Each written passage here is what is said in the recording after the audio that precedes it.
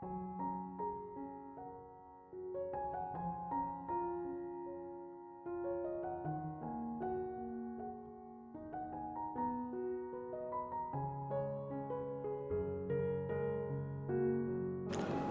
Ibu, saudara-saudari, adik-adik kaum muda yang terkasih, apa kabar hari ini? Senang masih bisa berjumpa dengan Anda semuanya. Hari ini gereja seluruh dunia merayakan peringatan wajib para malaikat pelindung. Saya mengajak Anda untuk kembali menyiapkan hati mendengarkan sabda Tuhan. Tuhan bersamamu dan bersama rohmu. Inilah Injil Yesus Kristus menurut Santo Matius, dimuliakanlah Tuhan. Sekali peristiwa, datanglah murid-murid kepada Yesus dan bertanya, "Siapakah yang terbesar dalam kerajaan surga?" Maka Yesus memanggil seorang anak kecil dan menempatkannya di tengah-tengah mereka lalu berkata, "Aku berkata kepadamu, sungguh, jika kamu tidak bertobat dan menjadi seperti anak kecil ini, kamu tidak akan masuk ke dalam kerajaan surga. Sedangkan barang siapa merendahkan diri dan menjadi seperti anak kecil ini, dialah yang terbesar dalam kerajaan surga. Barang siapa menyambut seorang anak seperti ini dalam namaku, ia menyambut aku. Ingatlah, jangan menganggap rendah seorang dari anak-anak kecil ini. Karena aku berkata kepadamu, malaikat-malaikat mereka yang ada di surga dan selalu memandang wajah Bapa-Ku yang di surga." Demikianlah sabda Tuhan.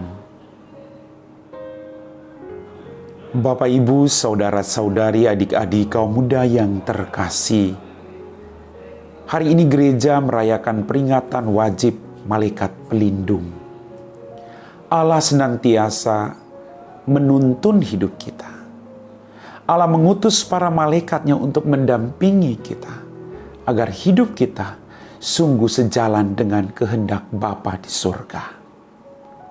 Bapak, Ibu, saudara-saudariku yang terkasih, para malaikat pelindung adalah pribadi-pribadi yang taat dan setia kepada Allah.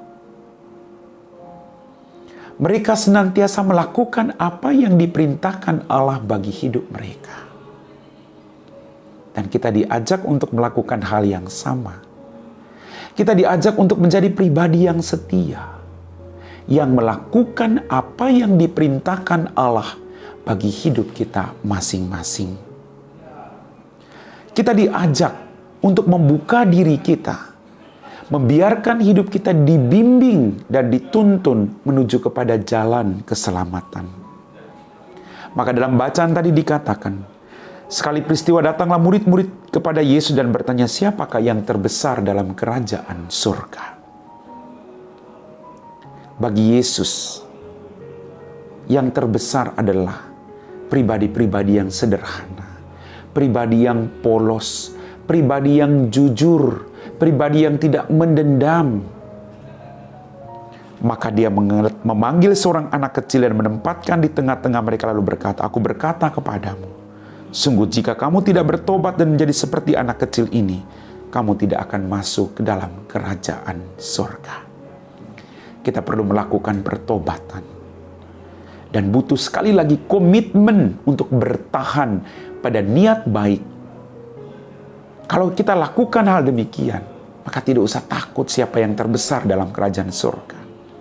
Kita semua yang melakukan kehendak Bapa akan menjadi pribadi-pribadi yang ada dalam kerajaan bersama dengan Dia.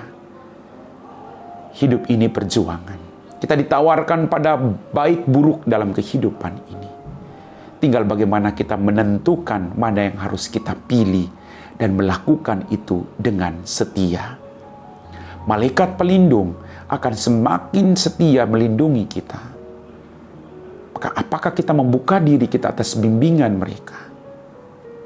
Bapak, Ibu, saudara-saudari, adik-adik kaum muda yang terkasih,